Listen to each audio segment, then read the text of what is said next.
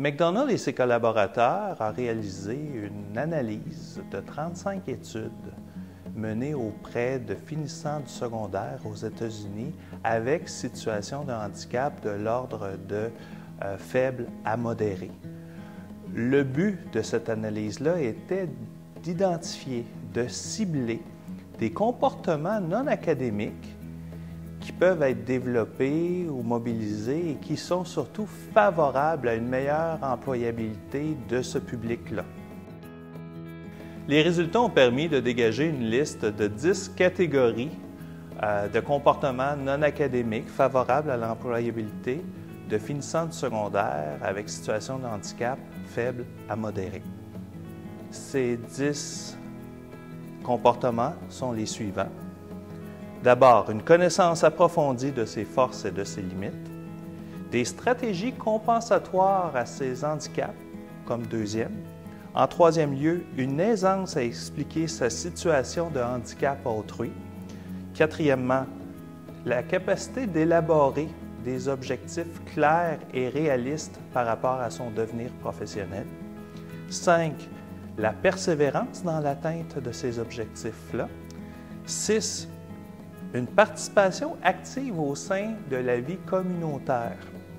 7. Des méthodes de recherche d'emploi adaptées et surtout orientées en fonction des objectifs qu'on s'est donnés. 8. Une connaissance et une défense de ses intérêts et de ses droits. 9. La présence d'un soutien social positif. Et enfin, 10. Une ouverture à l'utilisation des ressources externes.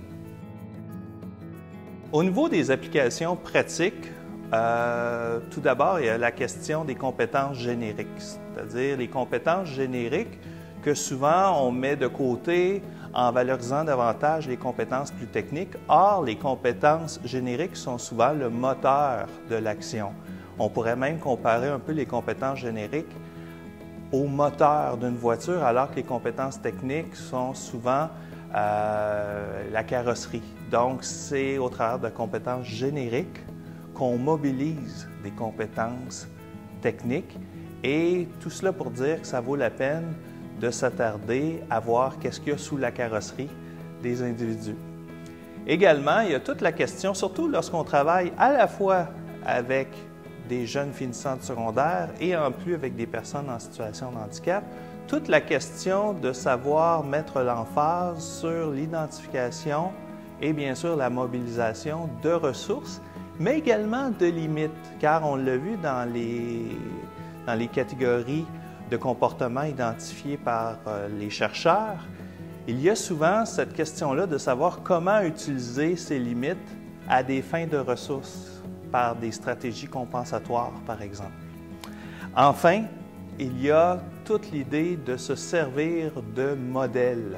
Ce qu'on sous-entend par ça, c'est que l'intervention n'a pas toujours à être faite par un professionnel qui ne partage pas nécessairement la même réalité, les mêmes situations de vie que ses clients et dans certains cas, notamment au travers de pratiques de groupe ou de conférences, de faire appel à des personnes qui ont traversé le même parcours, les mêmes situations, dans le cas présent, une même insertion professionnelle au travers de différentes stratégies de recherche d'emploi et qui peut témoigner à la fois des réussites, des embûches et surtout des moyens mis de l'avant pour arriver à ses fins.